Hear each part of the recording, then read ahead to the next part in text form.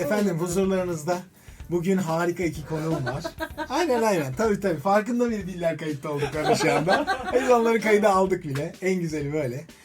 Burcu Göktürk, Ahmet Yağmur Kucur. Evet. Doğru. Tamam, doğru telaffuz. Benim bile öğrenmem çok zamanımı Öyle almıştı. mi? Hep kuçur sanıyordum. Meğer kucurmuş. Kucurmuş. Harika. Ben direkt kucur olarak öğrendim. Efendim iki harika müzisyen öncelikle huzurlarınızda. Burada olduğunuz için çok büyük mutluluk duyuyorum. Şeref duyuyorum. Teşekkür ederiz. Ya davet çünkü için. hani Türk müziği dediğiniz zaman, o klasik Türk müziği dediğiniz zaman belki de şu anki ve gelecek dönemdeki en değerli iki insan karşımda. Benim onlarla beraberim. Estağfurullah. Çok teşekkür ederim. Sabah buluştuk.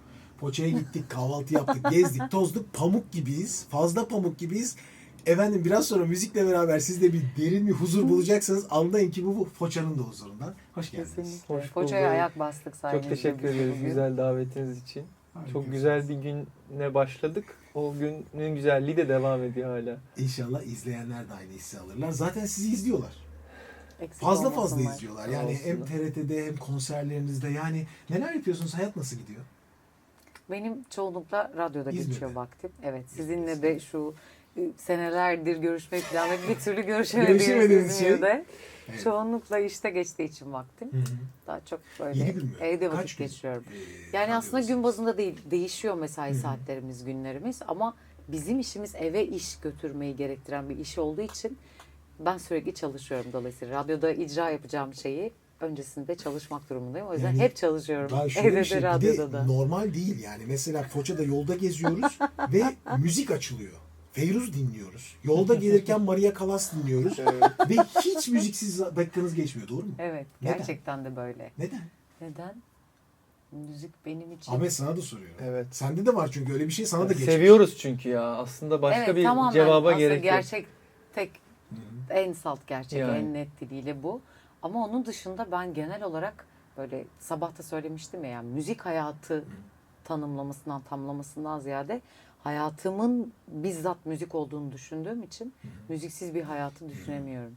Ya galiba Yok, lisede güzel. erken yaşta Nietzsche okumaktan kaynaklı bir şey. Müziksiz hayat hatadırı alıp kabul ettiğim günden beri o hataya düşmemek kaldı. için çaba sarf ediyorum. Çok acayip. Ya bu aslında şeyde de var yani pek çok düşünürün aslında düşüncesi yani sanatı hayatın kendisinden farklı bir şey olarak görmüyorlar. Rilke'de de vardır bu. Evet. Bizim müzisyenlerimizden İhsan Özgen de bununla ilgili yazmış. Yani kendi yaşamının içinde sanata bir yer ayırmak gibi değil de zaten benim yaşamımın kendisi bir sanat diyor. Yani baktığı her şeyi bir sanat eseri olarak görüyor adam yani. Yolda giderken o yapıların sokakta gördüğü işte şeylerin her bir unsur onun için bir sanat eseri yani. Görsel olarak, işitsel olarak her anlamda. Ben de hayatı böyle yaşamaya gayret ediyorum. Yani her estetik şeyden, estetik bulduğum şeyden, hoşuma giden şeyden zevk alma şeyle yaşıyorum yani. Bu benim için bir içimi coşturan bir şey oluyor. Dinlediğim güzel bir müzik, gördüğüm estetik herhangi bir şey. Galiba bizim de bu kadar ortaklığımıza sebebiyet veren şey de bu Evet, belki. Bu kadar sevmem. frekanslarımızı ortak noktada buluşturan. Yok sizin Evet. frekansınızı tutmasının sebebi deton olmamanız. Biraz teorik olarak İkisi de deton olamıyor. Evet. İkisinde de sorun var. İkisi de çok Sorun var. yaptığı işi çok iyi yapan iki kişiler gerçekten. Ahmet senin bir gazelini duydum ben. Gazel miydi o, kaside miydi? Evet, Ne nerede? okumuştun? Instagram'da bir bakıyordum böyle çılgın bir şey okuyorsun yani. İnanılmaz ama daha önceden de tabii ki çalmandan duyuyorum. O da ayrı mesele. Evet. Tamburla nasıl tanışır bir insan Ahmet? Tamburla ya ben çok küçük yaşta 9 yaşında. Yani Türkiye'de kaçta kaç ihtimaldir bir insanın tamburla buluşması çocuk? Tabii çok küçük bir ihtimal. Ama tabii bu benim aslında kendi irademle olan bir şey olmamış oluyor benim tanışma kısmı.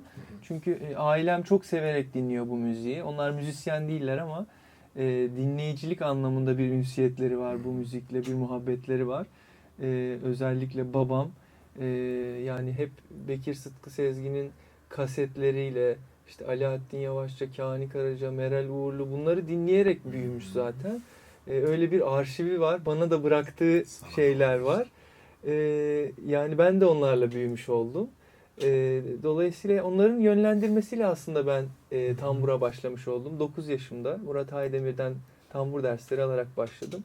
10 sene devam ettik biz hocamla. Musiki Eğitim Vakfı'nda 10 başlamıştık. Hiç Evet. sıkılmadım Ahmet. Yok, ben çok sevdim. Abi şimdi tambur kocaman bir enstrüman, sen 9 yaşındasın, sana veriyorlar, ne tutabiliyorsun ne şey yapabiliyorsun, nasıl baş ettin Yani bunu? aslında küçük bir sazla başladım. Bu normale göre biraz daha işte zenne tambur diyorlar. Daha küçük bir teknesi var, daha kısa bir sapı var. Yani çok da küçük değil. Hani böyle minyatür oyuncak gibi bir şey değil. Ama belki bir 10 santim falan daha kısa olduğunu söyleyebilirim. Tutmamı kolaylaştıracak bir yapısı vardı yani sazın. Sonra hani kollarım da böyle çok kısa bir çocuk değildim. Boyum uzundu. Hani fiziksel olarak Müsait. müsaittim yani. Aslında bir tutkunun içine doğdum ben yani.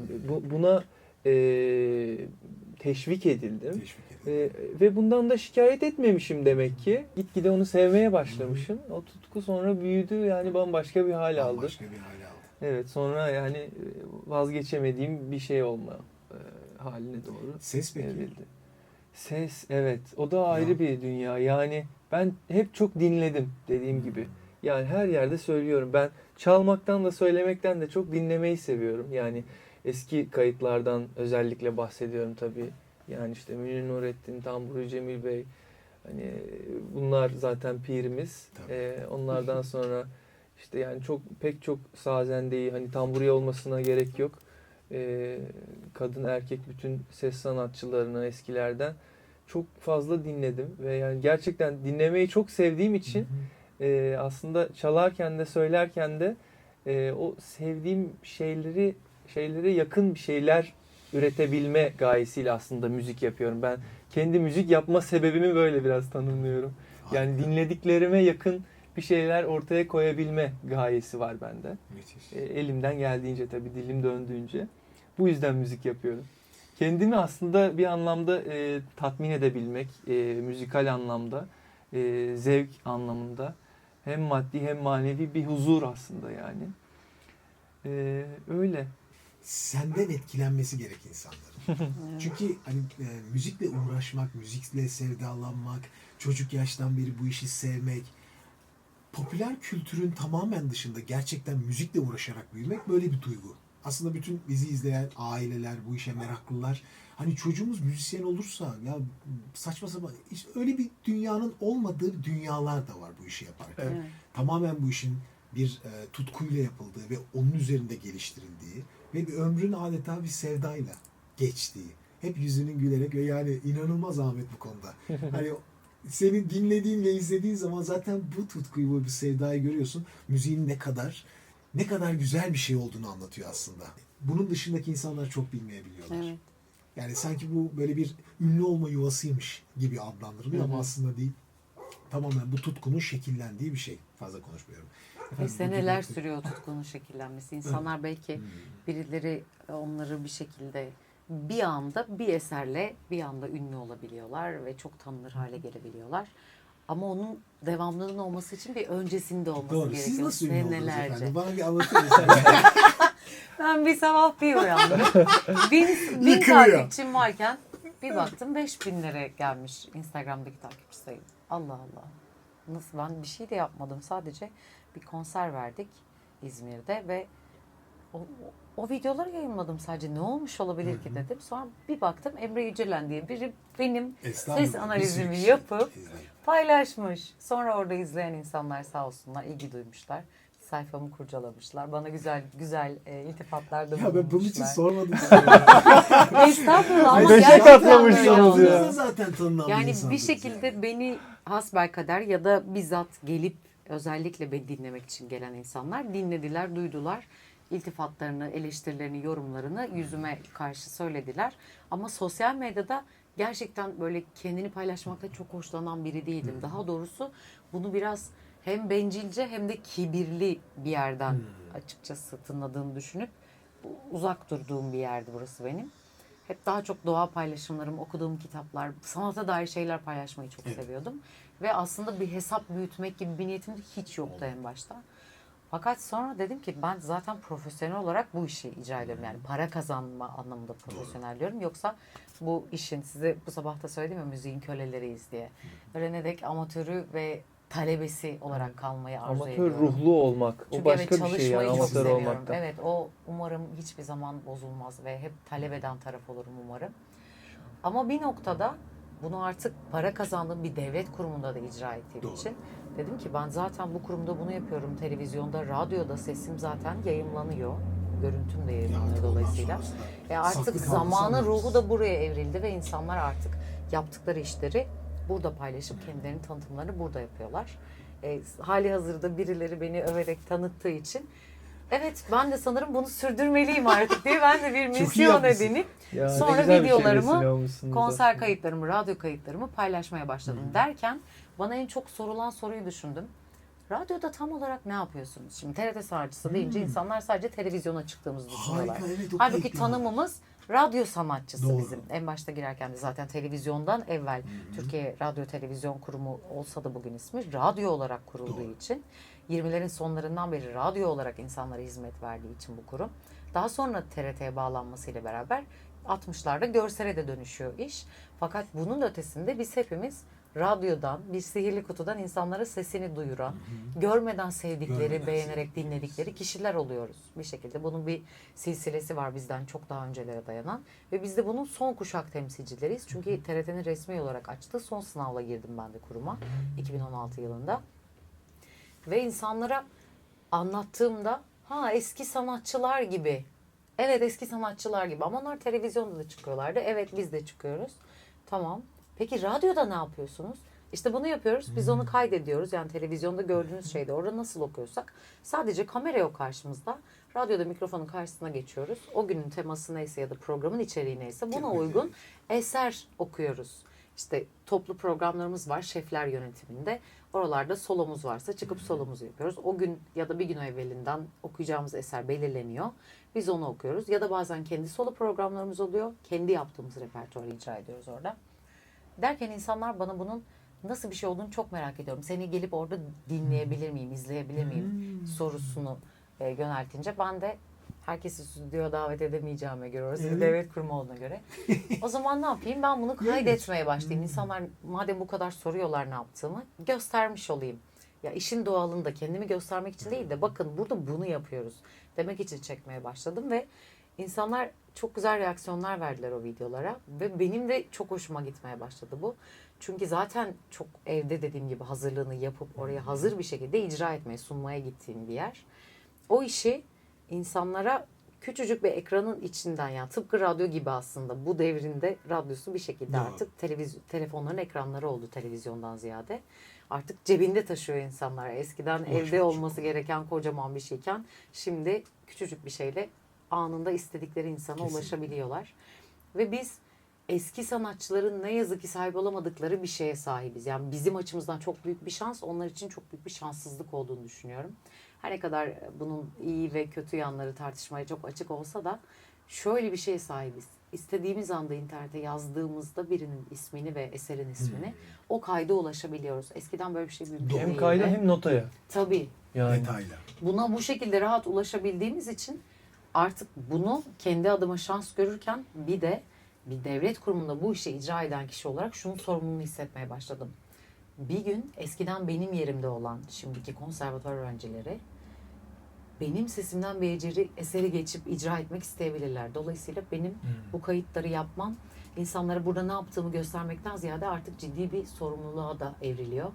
Dolayısıyla o zaman ne yapayım? Gençlerin dikkatini çekeyim. Bu harcı alem olmuş herkesin okuduğu eserleri değil de biraz merak uyandıran çok okunmayan eserleri okuyayım diye başladığım bir süreç oldu. Bir sürede gerçekten çok okunmayan artık gerçekten eski İstanbul'da icra edilmiş eserleri ön plana çıkararak bazen hiç notası olmayan bazen sadece kaydı olup notasını benim yazdığım ya da notası olup ama hiç okunmamış hiçbir kaydı olmayan eserleri icra ederek böyle bir farkındalık yaratmaya çabaladım. Bunda açıkçası ivme kat ettiğimi de düşünüyorum. Ve bir yerden sonra baktım başka meslektaşlarım da bunu yapmaya başladılar ve bu çok hoşuma gitti. Yani radyoda yaptığımız şeyi sosyal medyada insanların çok rahat ulaşıp görebilecekleri bir seviyeye getirmiş oldu. Açılım. Evet galiba böyle bir şey oldu farkına varmadan. Yani kendimi influence etmek gibi bir niyetim yoktu ama iş buraya evrildi derken televizyon programları vesaire. Şimdi artık radyo dışında bir de onları sosyal medyaya yüklemek gibi işlerle uğraşıyorum. Ama çok başarılı gidiyor sanki her şey değil mi? Umarım öyledir. Güzel bir kitle oluştu. Sizin Evet, arkanızda, kesinlikle. sizleri takip eden, yani belki sayısı ne kadar bilmiyorum ama bu kitle sizi gerçekten izliyor ve takip Evet. ediyor. İşte senin 100.000'i aşkın herhalde. 100 binlere geldi şimdi Çok ciddi bir rakam. ve yani. bunu konserlerde özellikle Senin Ahmet çok durumu fark ne? ediyor. Benim 13 bin falan. Çok iyi. Yani Çok bu güzel. yol devam edecek ve konserlerde fark ediyorum dedi. evet bir sürü insan ben sizi hiç tanımıyordum, bilmiyordum. Sosyal Sosyal medyada medyada keşfettim gördüm. ve konseriniz olduğunu öğrenince hemen bilet aldım gelip. Yani en son İstanbul Opera Müzesi'nde bir konserde solistim. Ve hiç tanımadığım en az 10-15 kişiyle tanıştım. acayip. Ailesiyle gelenler, arkadaşını getirenler. Bak işte müziği bana bu müziği bu kadın sevdirdi diyenler. O kadar değerli şeyler ki bunlar. Yani bu Kesinlikle. müziği hiç dinlemeyen insana da ulaşabildiysem ben, evet, bu sosyal medya ve dolaylı olarak da gerçekten sizin vesilenizle olmuş oldu. Çünkü sizden evvel kendi konser videolarımı belki eser hakkında bilgi vermek amacı dışında hiçbir şekilde paylaşmıyorum. Siz bir şey yapmıyordunuz. Sonrasında onları paylaşmaya başladım. Bana bir Yani yol açtınız Kartopu yani aslında. etkisi yarattı Ne aslında mutlu, ne yaptığınız şey. mutlu. Şimdi bu sohbetin içinde biz sabah kahvaltısında bayağı derin konuştuk. Bayağı biz de deriniz yani. Biz de deriniz yani. Bayağı derin konuştuk. Yani güzel. sesle ilgili çok sohbet yaptık. Hangi birini anlatayım? Onlar gitsinler, ben size anlatayım. Yani hani bu şey kısmı çok güzeldi. Şan Hoca'nla çalışıyorsun ve Şan Hocası diyor ki sen diyor Burcu farklı bir sese sahipsin. Çok geniş bir ses aralığın var. Ben seni şey yapmayacağım. Yani altosun, sopranosun demeyeceğim. Tanımlayacağım, Bir sınıfa sok- sınırlamayacağım. Sınıfsız çalıştıracağım. Onu bir kısa anlatsana. Evet, şimdi burada piyano da var. Şimdi piyanonun elinizde orada olduğu anda okulda bunun eğitimini aldığımız için nerede olduğumuzu biliyoruz.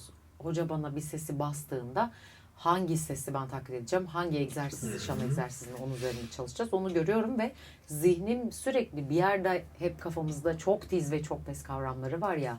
Hep o uçlarda dolaştığı için zihin, kafamızda doğal olarak sınırlar var. Doğru. O tabii sınırları aslında ön yargılarla oluşturduğumuza ikna etti hocam beni. Şahin Saruhan'da ismi, İTÜ'deyken. Ve o da ben talebeyken kendi de okulda hem hocalık hem de talebelik yapıyordu. Doktor öğrencisiydi bir yandan da İTÜ'de.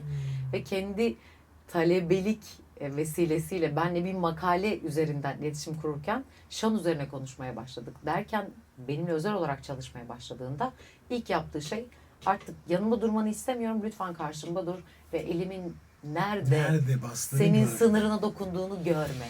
Çünkü o zaman zihninde kilitleyeceksin orayı ve senin net bir sınırın olacak. Ve Şartlandıracaksın oraya yani. geldiğin anda şartlanmış olan zihnin diyecek ki burası senin zorlandığın yer. Şimdi sesi çevir. Gayri ihtiyari orada bir olmasa bile bir zorlanma hissedeceğim. Evet. Ki artık olmasa bile diyorum ki bence yok. Hı hı. Yani sabah konuştuk, artık tanıyorsunuz beni. Evet. Sınırlara ve insanın kendi kafasında yarattığı önyargıları tamamen psikolojik bir ihtiyaçtan ötürü yarattığını düşünüyorum insanın. Yani bir şekilde hepimizin kendimizi sınırlamak gibi ne yazık ki bir önyargısı var. Bunu ülke mi yapıyor, toplum mu yapıyor, insanlar mı yapıyor Güzel. bilemiyorum. Kendi Kesinlikle. kendimize mi yapıyoruz ya da.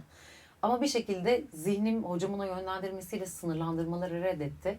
Ve ne bir ses grubuna ait hissediyorum, ne sadece tek bir müziğe ait hissediyorum. Evet, bir kurum çatısı altında bu müziği icra ettiğim Tabii. için kurumda sadece bu müziği icra ediyorum ve dışarıda bunu paylaşırken de sadece bu müziği paylaşmaya özen gösteriyorum. Ama farklı dillerde, farklı türlerde, bir sürü alanda bir sürü denemem ve açıkçası iyi yol kat ettiğimi de gördüğüm, buna şahit olduğum oldu.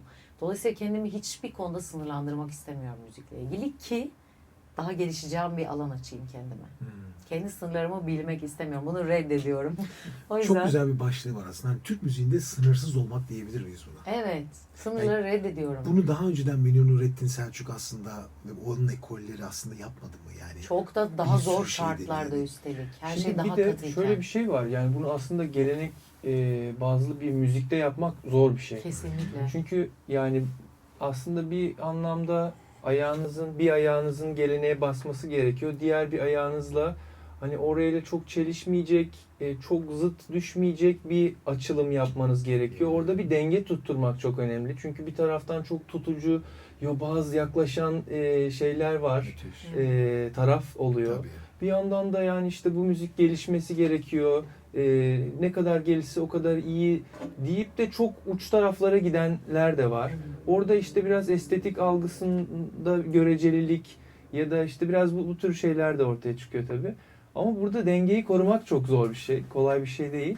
Gençleri zorla sevdirilmiyor aslında. Hep böyle bir gaye var ya. Evet. Gençleri sevdirelim bu müziği. Bakın seven genç zaten seviyor. Tabii ki aileyle çok ilgisi var ama gönlünde olmayan bir şeyi ailenin dayatmasıyla birinin sevebileceğine inanmıyorum ben. O yüzden bizim zihnimizde ve kalbimizde o sınırların başta kalkması gerekiyor bence. Harika. Evet. Sınırlar ne kadar genişlerse o kadar çok insana ve gence Evet. de ulaşıyorsun. Eğer sınırlarını daraltırsan ulaşabildiğin ancak kendin ve çevren oluyor. Kesinlikle. Süper. Başlığımızı koyduk, keyfimiz rahat, görev tamamlandı. Biz gidiyoruz. Çok güzel. Küçük bir şey diyeceğim. Biz sohbete hemen ben özet geçiyorum size. Hem seslerini de müzik yapalım biraz da. Bir sesini kontrol etmeye gitmiştin, ses tellerini. evet. Ve orada ne öğrendin? Ses telimin çok uzun olduğunu Böyle ve ipek yolu. o uzunluk ekranda gözüktüğü bana gösterildiği anda da terapistin Şan hocama dönüp muhtemelen nefis bir alto dediğini çok net hatırlıyorum. Alto. Ben de gülümsemiştim ve hocam hayır alto değil. Yani sadece alto değil. Şu an soprano bölgesini çalışıyoruz ama sadece soprano değil. Pesleri de bir yıl boyunca sadece pes bölgeyi çalıştım. İnanılmaz ya. Ve bir alanı sıkıştırmak istemiyorum ama asla alto olarak yetiştirmiyorum dediğini hatırlıyorum. Ve bu ayrımların olması o gün bende hocamın o en baştaki yönlendirmesinden sonra net bir ışık yakmıştı. Evet doğuştan gelen bir gerçek var. Ya o Allah vergisi dediğimiz kısım. Ses teli tamamen Allah vergisi. Ama Allah vergisi bir şeyle ne yapacağınız artık sizin o şeye nasıl baktığınızla alakalı. Neticede bir kas bu. Sabah da bunu konuştuk ya. Bizim ona nasıl yaklaştığımız, onu nasıl yönlendirdiğimiz, onu nasıl sınırladığımız, ne kadar rahat bıraktığımız, ne kadar esnettiğimiz, ne kadar genişlettiğimiz. Bunun her biri o kadar önemli ki. Yine sınırsız. Dolayısıyla yine oraya geldim. Dedim ki evet Çok doğuştan sınırsız bir sohbet ses oluyor. telim uzun. O yüzden alto. Hayır, alto olmak zorunda değilim. Oraları da kullanabilirim. İstediğimde o tonlara da Çok inebilirim. acayip. Ve o kadar pese inmek için başımı aşağı inmeme hiç gerek yok. Harika. Bunu düşündüğüm anda evet demek ki zihin bunu yapmamı isterken ben başımı yukarı kaldırarak o sesleri çıkarabilir mi fark ettim. Dolayısıyla bütün derdimizin burayla olduğunu keşfedince burayla hiçbir sıkıntım kalmadı. Uykusuzlukla ya da yemek öncesi, yemek sonrası söylemekle ya da herhangi Kendinize örnek yorucu almayın. başka bir şey. Herkes aynısını yapsın diye değil. Burcu öyle Tabii ki. yapıyor. Tabii ama Yatırım bahsedilmiş tavsiyesi bu kadar değil. güzel bir nimet olduğu için bu çok rahat konuşabiliyor. Ne var yani, yapın. Herkes de sanki öyle bir ses varmış, öyle bir aralık varmış gibi. Estağfurullah. Yani bu tabii ki gerçekten Allah vergisi. Ama Evet. eğer ben onu sınırlamış olsaydım Tabii.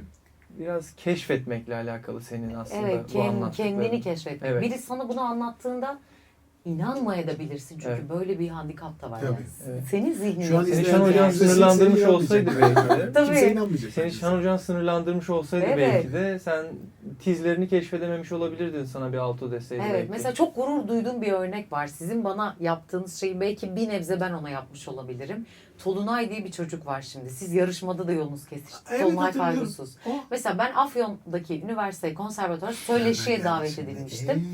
O gün bana en garip sorulardan birini o sordu. Dedi ki abla şunu çok merak ediyorum. Yani az önce örneklendirdiğinizde bu saatte sesiniz nasıl bu kadar açık ve az önce çok pes bir yere indiniz. Nasıl sonra bu kadar rahat tiz bir yere çıkıyorsunuz?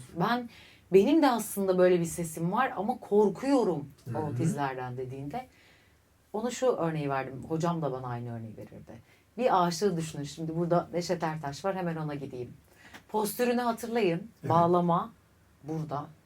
Bu gövdesini Geriye geriye doğru yaslıyor yaslıyor. sanki ve direkt atıyor. Sesi ve başla beraber yukarı kaldırıyor. Yani bu aslında opera şan tekniğinin çok zıttı bir şey. Doğru. Ses çıkarırken başınızı kaldırmayın Evet. derler, yorulursunuz derler ya. Evet. Siz Neşet Ertaş'ın kaç saat şarkı türkü söylediğini biliyorsunuz değil mi? Hepimiz biliyoruz. Demek ki bu teknikle ilgili bir şey değil.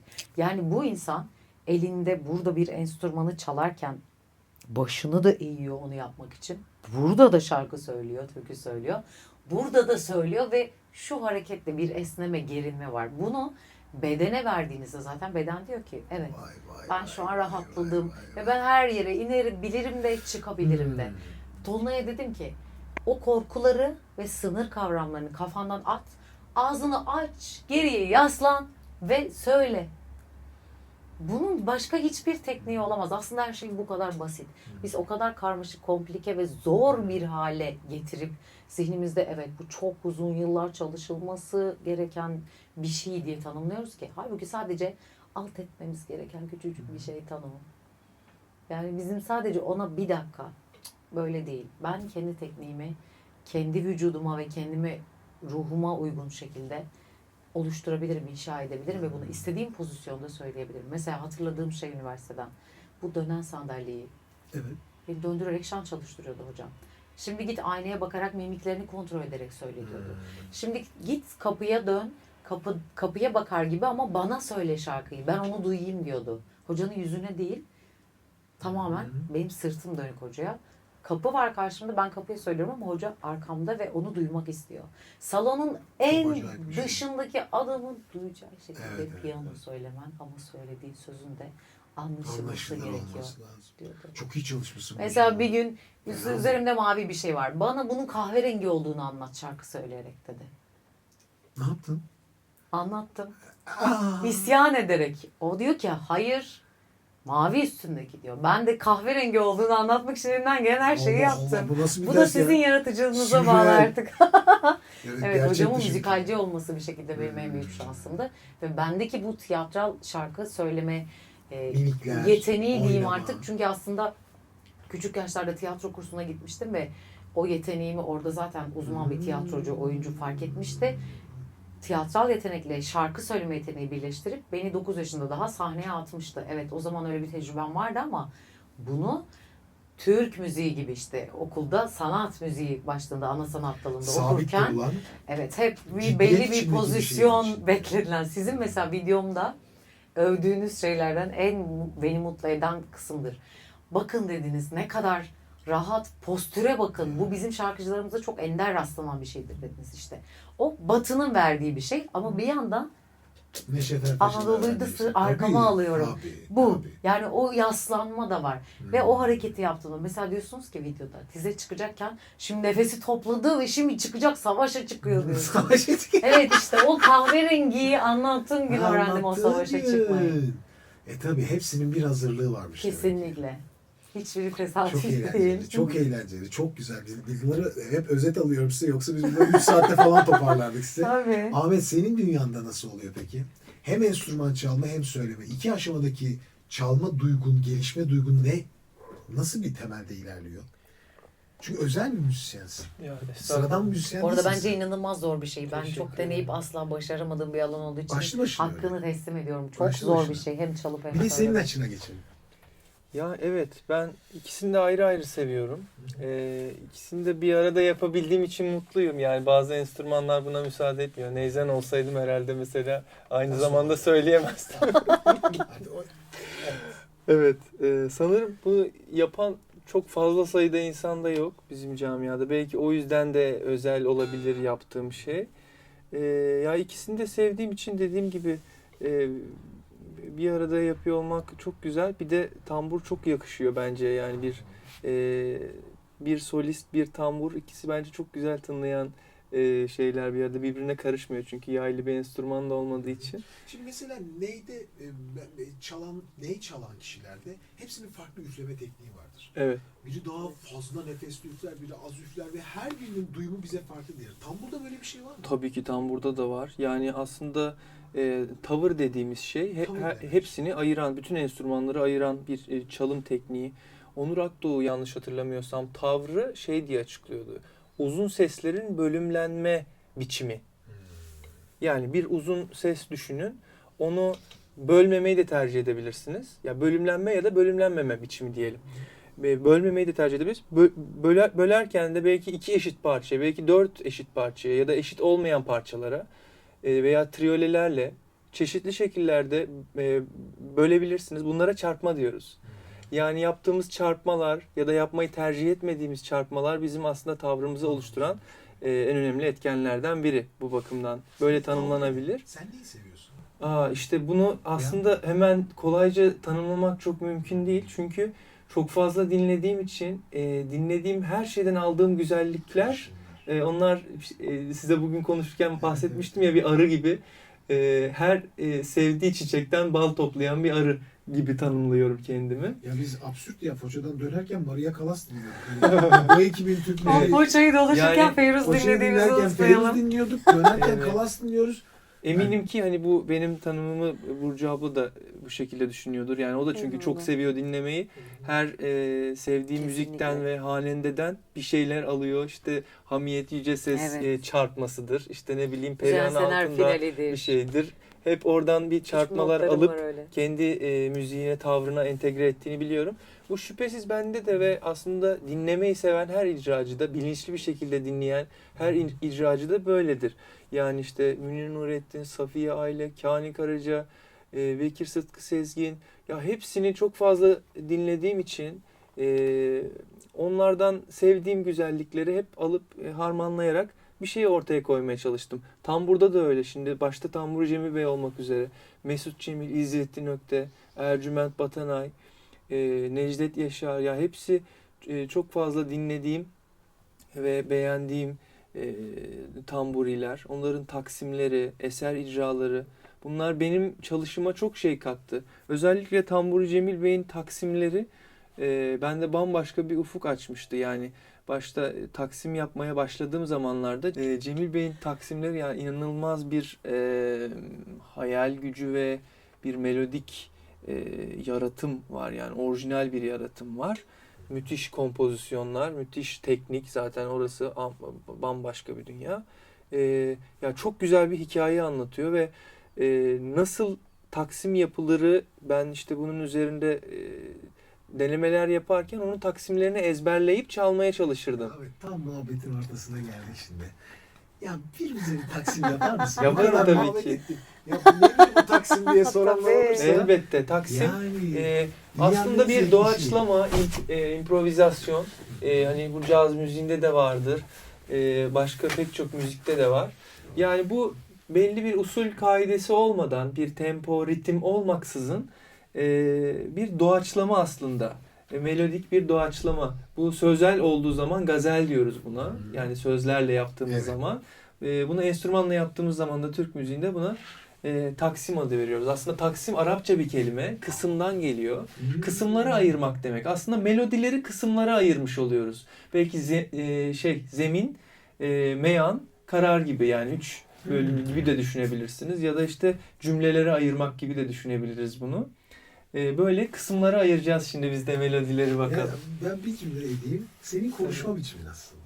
Evet, tabii Kesinlikle. ki. Müzikteki konuşma Nasıl ki biçimi. biz konuşurken tonluyoruz sesimizi, vurguluyoruz Çok bazı doğru. şeyleri. Şimdi Biraz müzik sohbet yaparken de vakti. evet, bakalım şimdi müzikle konuşalım bakalım. Ahmet'le sohbet edelim birazcık.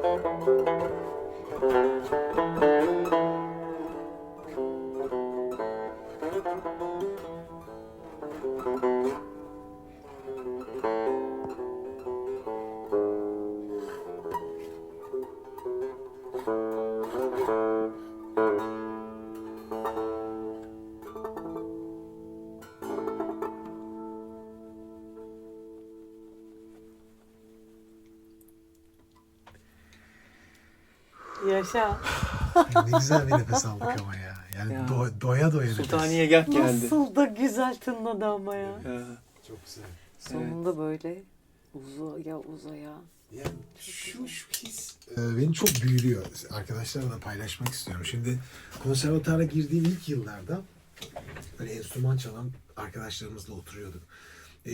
Müzik dinlemek hep şey yani böyle radyodan bir şey dinliyorsun, böyle dım dım dım bir şey dinliyorsun. Yani kulağında dinliyorsun, yolda dinliyorsun, arabada dinliyorsun. Yani müzik senin hayatına sürekli eşlik eden bir fon gibi ama Evet. aslında bir yandan bir gürültü oluşturucu gibi. Böyle bir ters bir şey de var. Çünkü sen takside gidiyorsun, biriyle konuşmaya çalışıyorsun, arkadan müzik çalıyor. Yani hep böyle bir şeyin arkasında. Olumlu veya olumsuz. Ama abi en güzel duygu şuydu. Yani bir müzik, enstrüman çalan birinin yanında böyle yanına geçip oturup sadece onun çaldığına konsantre olduğun anda başka bir şeye geçip geri geliyormuşsun gibi. Yani burayı terk Kesinlikle. ediyorsun. Evet. Tamamen sakinleşiyorsun. Terapinin ne yaşadığını da belli değil. Müzik bu işte. Bilmediğin. Selahattin İşli'yi hatırlıyorum. Konsere geldiğinde Selahattin İşli hep öne otururdu. Gözlerini kapardı müzik başladığında, biterdi. Hani derdik ki biz içimizde espri, o zaman da 20 yaşındayız. Başladı bizim Selahattin Hoca uyumaya derdik, tamam mı? Daha parça böyle biterek tak açardı gözünü hemen. Konsantresi der, dedim ki Tabii. hocaya bir gün, ya Selahattin Hocam diyor, niye gözlerinizi kapatıyorsunuz? Ben içeri giriyorum diyordu. Ya. Dinlemeye başlıyorum ve onunla beraber. Ama bu şimdi sen bunu daha çalarken ben gittim, geldik, gezdik beraber. Müthiş bir şey. Neden peki bu makamı seçtin? Öyle geldi gönlüme. Yani düşünmedim hiç Onlardan üzerine. bahsettik Ya, ya. yandık, Yegah'ın sultanına. Evet. Yandık. Selametle. Hemen açayım bir tane kamerayı kapatmışım.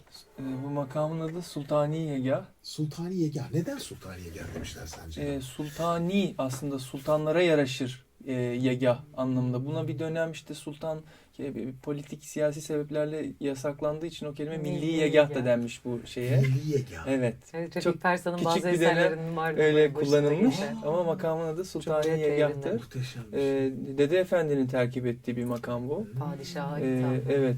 Yani bu makamdan çok güzel bir takımı vardır. Hele nihan ettim Ağır sinemde. semayesi. Mehpare canım.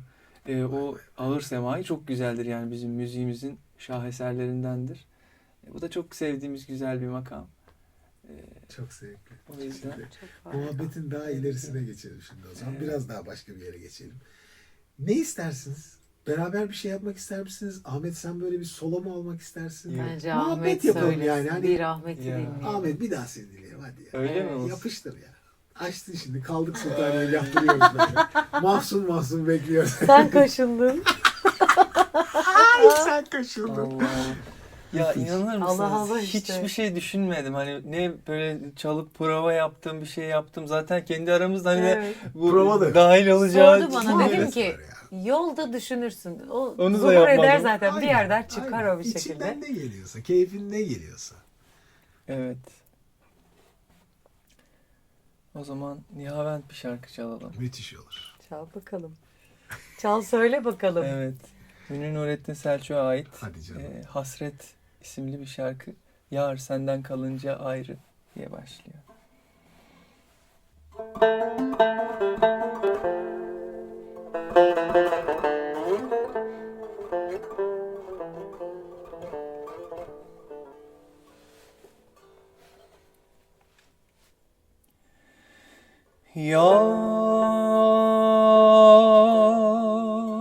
Yar senden kalınca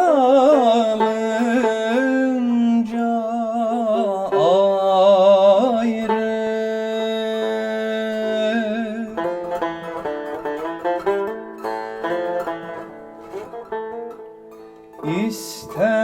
İstemem yazı baharı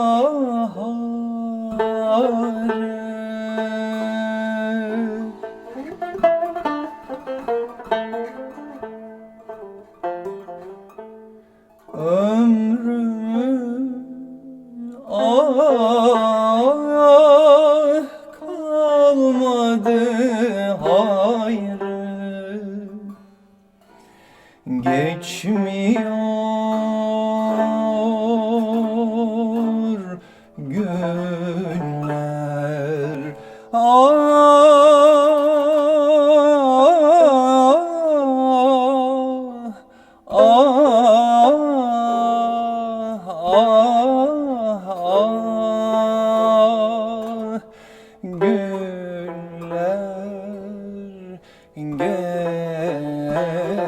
geçmiyor.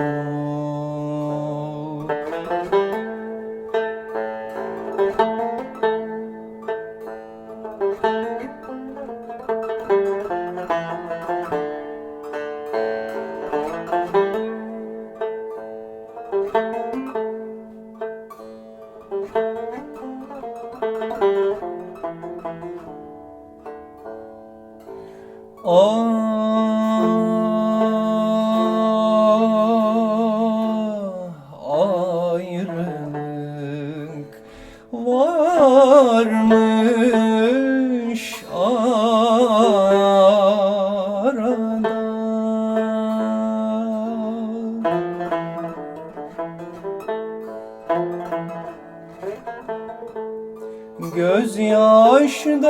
Gözyaşda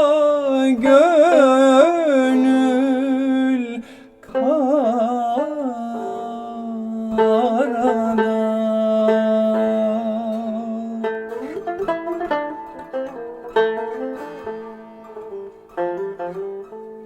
Sen orada, ah ben burada. Geçmiyor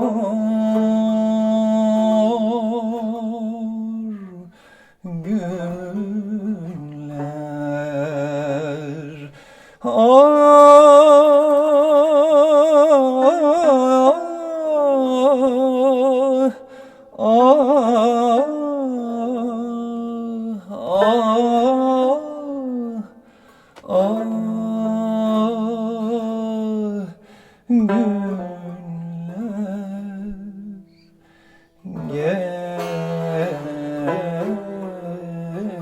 Geçmiyor.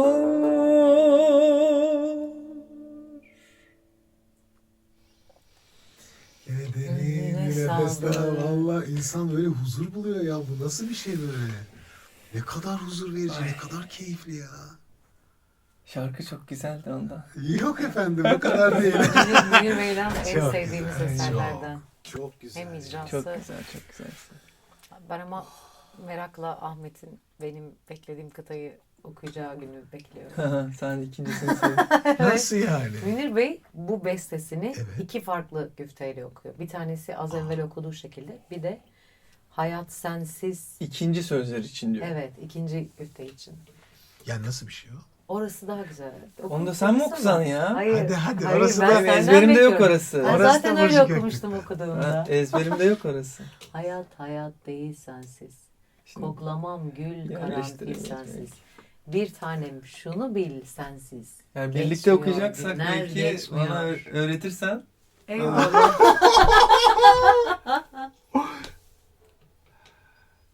Bilmiyorum. İstiyorsan Bir yapalım. bakın 4 ya, sese muhabbet indireyim sohbet mi? yapıyor. Zaten Ha? muhabbet sohbet yapıyoruz. Yo. Buradan mı yapalım? Şaka gibi ya. Dört ses yok yok yok. Her yerden olur. İşte ya bu. Böyle solist başka hiçbir yerde bulamazsınız. Lüks.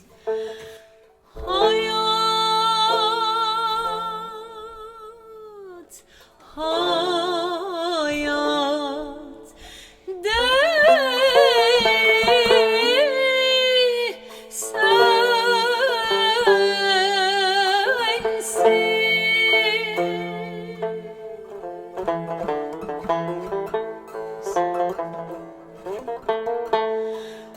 Koklama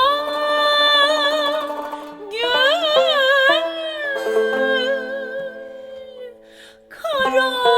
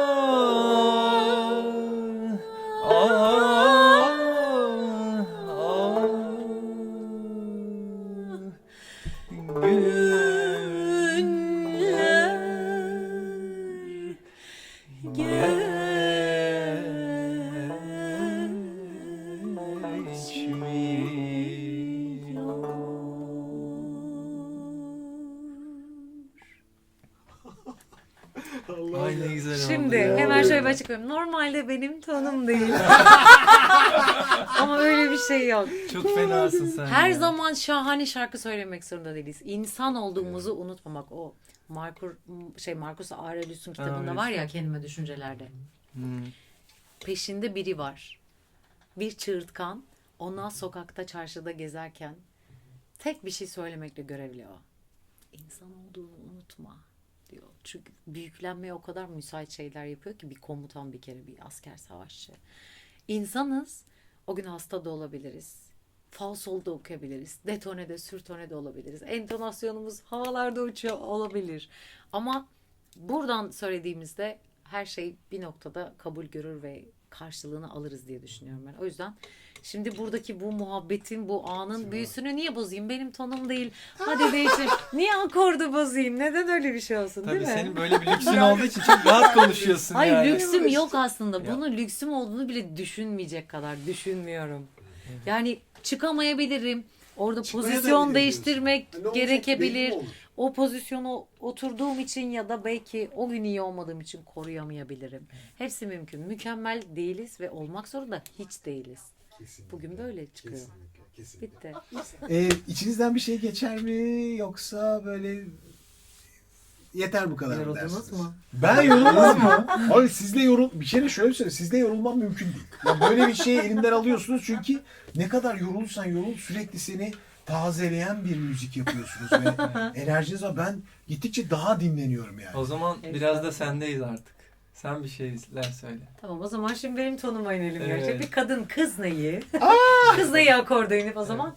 Ve bizim seninle marşımız vardı bir tane. Ne? Marş Hani, mı?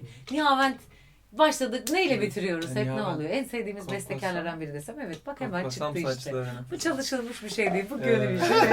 Bir araya gelip söylemekten en keyif aldığımız eserlerden biri Süper. gerçekten. Süper. Artık Can'dan da en sevdiğimiz bestekarların başına geliyor.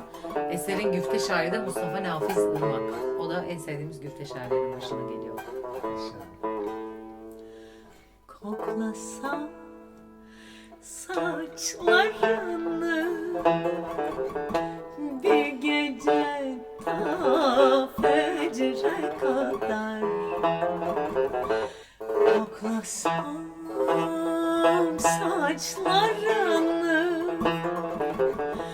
bu gece ta fecre kadar, acı duysam gözünün rengine dalsam da senin,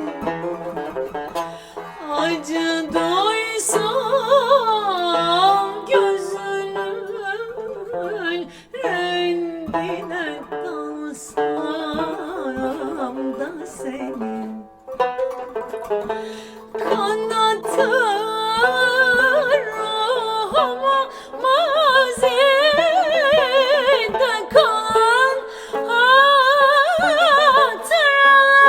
hatıralar, kanatın ruhuma mazide kalan hatıralar,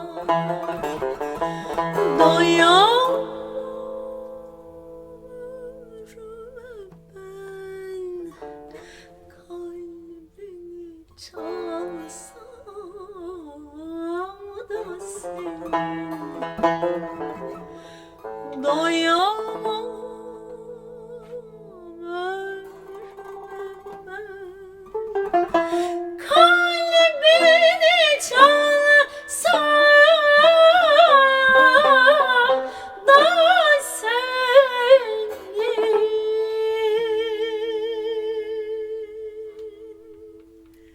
Bu ne ya? Yok Münir Bey'i o kadar anmışken normalde sağımda senin. Ama Münir Bey yine bir plak kaydında Evet. natürel basıyor orayı. Ben de onun Evet. için onu, Münir Bey'i bu kadar anmışken ona da bir selam rahmet olsun dedim. Ben bu kaydı O da- hiç kapatmayayım. Siz yıllarca kaydedin. Sağımda senin. Evet. Ya işte müzik böyle şeyler yapıyor insana. Vallahi Ben böyle bir şey görmedim ya. Sizin konseriniz ancak çekilir.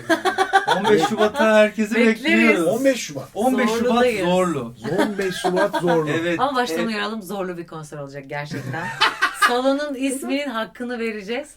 Çünkü ya Ahmet'in de benim de hiç duyulmamış, yani sadece belki taş plak kaydı olan ama çoğunlukla notası bulunmayan eserlerden beraber zevklerimizi Evet. birleştirip hazırladığımız, İkimizin ortak projesi bu. belki bazıları için dinlemesi biraz zorlu olabilir ama yeni şeyler ya da eskide kalmış, unutulmuş, hiç duyulmamış, ilk kez duyacakları şeylere aç, bunları duymak isteyen insanlara bir nimet, bir hediye paketi Taş olacak o plaklardaki konser. unutulmuş şarkılar 2 bu konserin Evet. adı. 2025'in başında 10 Ocak'ta ilkini yapmıştık Zorlu'da. Evet. Bu ikinci konser olacak. İlk konserde şimdi albüm oluyor. Onun konser kaydını albüme yapıyoruz, eviriyoruz. Ahmet ve Önümüzdeki benden gazel haftalarda dinlemek da- isteyenleri oraya bekliyoruz. Çünkü Aa, orada gazel okuyacağız. Evet, orada gazel var. Ayrı ayrı gazellerimiz var, Kesinlikle. düetimiz de var. Yani çok efsane bir konser olacak şimdiden. Selahattin Pınar'ın, Refik Fersan'ın, Bimen Artaki Şen'in, Candan'ın. Artaki Candan'ın şu ana kadar hiçbir yerde duymadığınız, notasını hiçbir yerde bulamayacağınız şarkılarını Evet. dinleyebileceğiniz inanılmaz bir konser olacak. Bizi çok Buradan da reklamımızı da heyecanlandırıyor. yapmış olduk. Uyuyamıyoruz heyecandan. Harika. Evet, ama tüm müzikseverleri bekliyoruz yani. İnşallah. Vallahi Güzel olacak. muhteşemsiniz siz yani. Hakikaten çok başka bir seviye. Ay, çok Yani teşekkür ben ederiz. şeref duyuyorum burada olmanız. Estağfurullah. Tarihi Biz de kayıtlar aynı bunlar. o şerefi Ne duyuyoruz. Bir güzel. anı Bize ait. paylaştık beraber. Koca bir O an. nasıl bir şeydi? Ne yapıyorsun? Değil mi ya? Delirdin mi? Deli. O nasıl bir piyano? Artık piyanissimo'nun O an simosunu... nasıl gelir Simo. söylüyorum. Mesela bu şarkıdan Piyanissimo'nun en simosu. az 4-5 kaydım var ama hepsinde başka bir şey var. Hepsinde İşte şu var. an Hmm. o salınımlar, kalışlar, o an ne getiriyorsa, yani buradaki tek bir uzun tınlama bende başka bir şey yaratıyor. Onunla hem çakışmayalım istiyorum hem bazen çakışalım istiyorum. O yüzden bazen hiç planlamadığım bir forte, bazen hiç planlamadığım bir... Ay buna canlı Yani şahit oldum Simo. ya. Bunu bir insanın yapabildiğini gördüğümden Ya. rahatım artık yani. Ondan sonra. Bu seviyeyi hiç görmemiştim bak. Evet. Hiç kimse de görmedim Estağfurullah. böyle bir şey yani. Bu kadar insan dinledim ya. Maşallah. Sabah size dedim ya, Maşallah. burası benim oyun Yine bahçem maşallah. ve burayla oynamayı seviyorum. Güzel bahçe. Yorumlara birer nazar Güzel boncuğu bahçe. Çok bırakalım. teşekkürler. Nazar boncuğu emojisi. Hemen. İzmir'de olduğu için güzel bahçe diyoruz buna. Ahmet Ya. bir finali yaparken senden bir Evet gazel ama ya. dinlemezsem vallahi Evet. Ya. biz de böyle Evet. yuh artık derim yani. Bir de Gerçekten. bana kızarlar. Bana kızarlar biliyorum yani. Allah Allah. Başıma geleceğini ne yapsak ki? Ne makamlar? Şöyle düşün, şu an konsere gelecek insan Ön sayısı gösterim sana yani. bağlı. O yüzden öyle oku. Yok artık o kadar değil de. Ay, Yani şey dakika. bir ön Öyle gösterim. bir şey yani. oku ki Düşünüyorum. bunun devamını da duyalım desinler. Yani sorumluluk gene yüklemeyelim Ahmet'in sırtına bence. Ben Ahmet'e sorumluluk Keyfine. yüklemeyi çok seviyorum. Hadi. Bulmuşum böyle Bilmem mi güzeli. Ya, Ya, canım, ya. sensin güzel ya. Acımasızca. Bir tanesin ya. Harikasınız, Ay. harikasınız. Ya evet, şimdi düşünüyorum. Ne yapabiliriz? Ne makamdan, ne güfte yapabiliriz? Öf. İşte bunlar hiç planlı olmayan şeyler Tabii. oluyor. Zaten önemli olan da Yani bu. bu işte yaptığım Taksim'in sözlü halini şimdi yapacağım. Hiç kafamda planlanmamış bir melodi Çok güzel. biçimi, serbest bir formda, bir usul, tempo olmaksızın Taksim ve gazel deneyeceğiz bakalım. Şimdi Müthiş.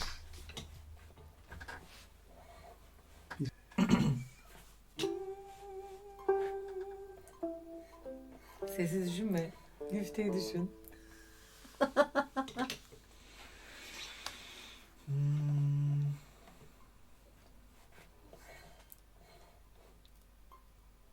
Evet. Bekliyorum değil mi? Biz açığız. Biz de sınırsız kayda bastık biz artık. Sonsuzluk. Noktanın sonsuz. Ya. Noktanın sonsuzluğunda yaşıyorum Her şu şey anda. birbirine bağlı.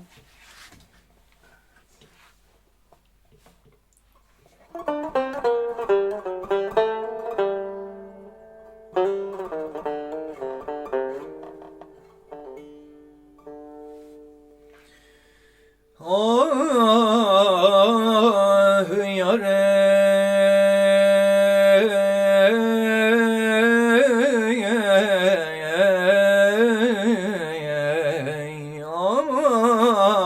aman of of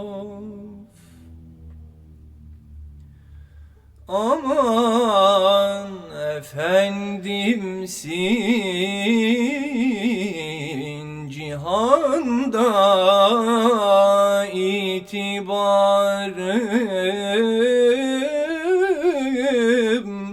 varsa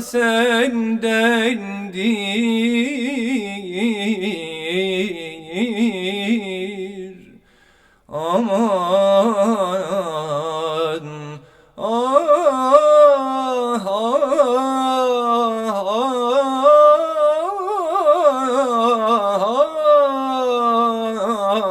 ah, aman aman, meyanı aşkında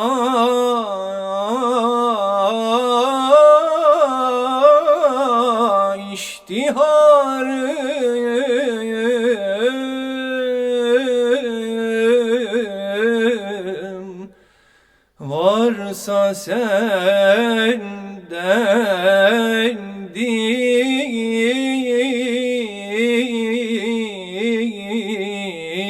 sendendir.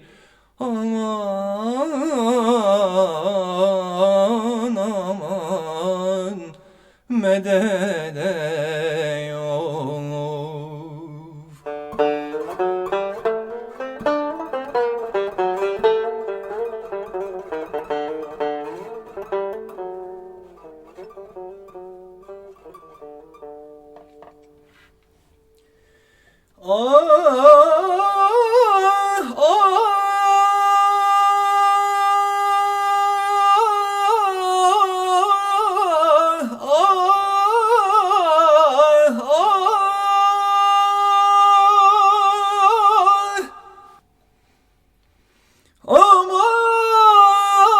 Aman aman, eğer sermaye ömrümde kârım varsa sendendir.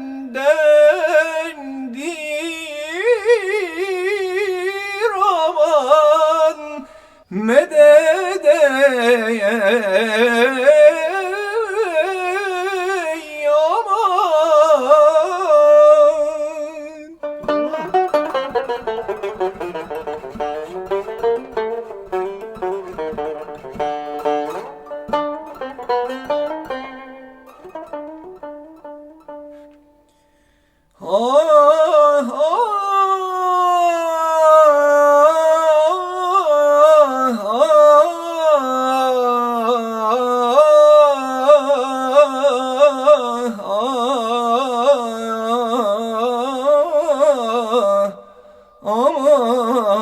aman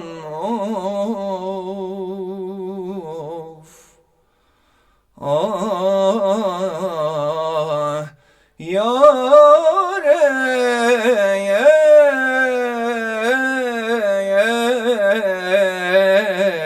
aman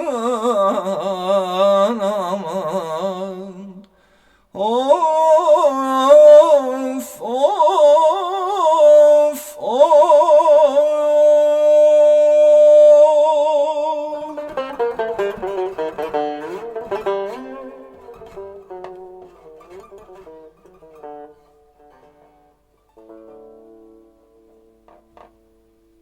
Yaşasın. Harikasın ya. Meyan dördüncü mısrayı okudum. Olsun. Öyle geldi işte. Evet.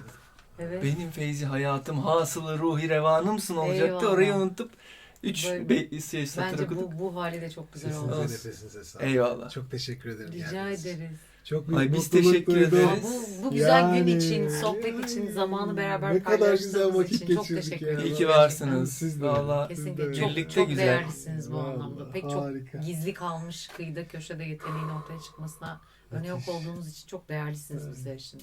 Sağ olun. Siz de öylesiniz. Teşekkür ederiz. Süper. Bitti. Bizden bu kadar. Hadi baba. Biz devam ediyoruz değil mi?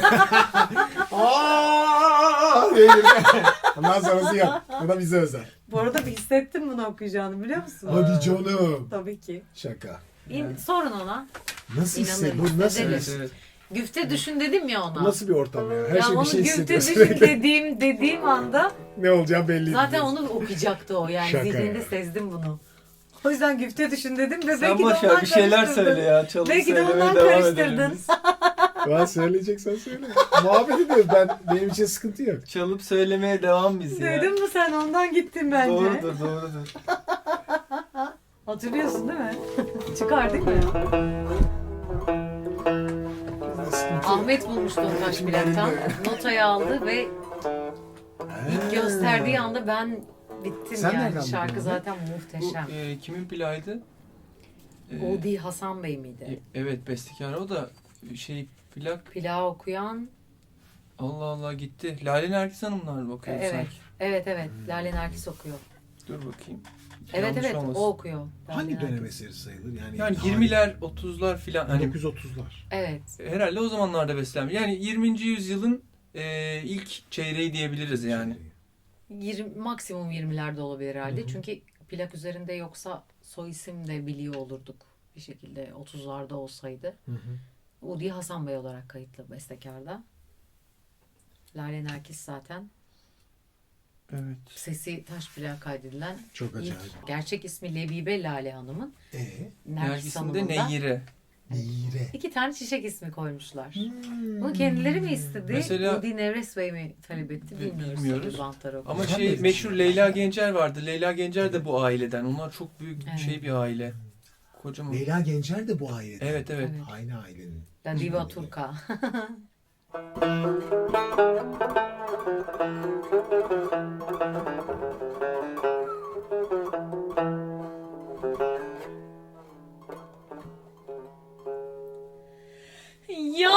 Yadıma geldikçe sen niye titrer ah yüreğim.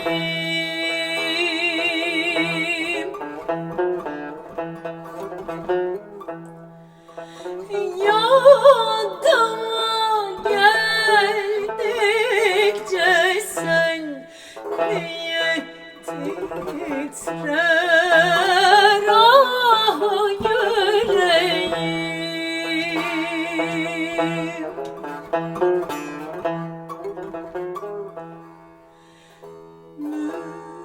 Mümkün olamaz mı seni ben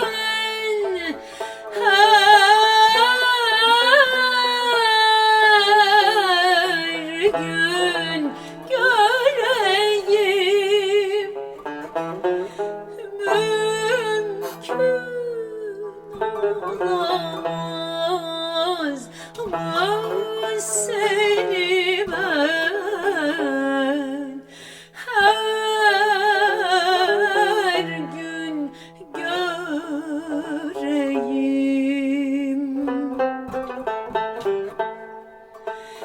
Gel şu baharın zevkini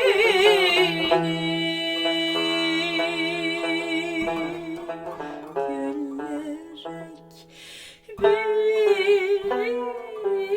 bir sürelim. Gel şu baharın zevkini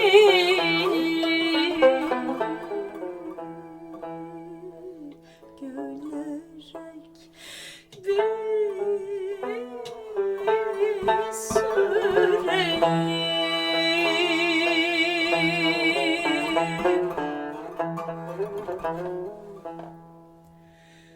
Mümkün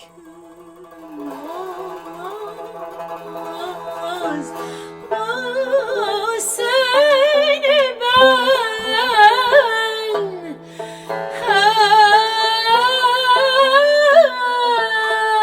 her gün göreyim? Mümkün olamaz mı seni ben her gün göreyim.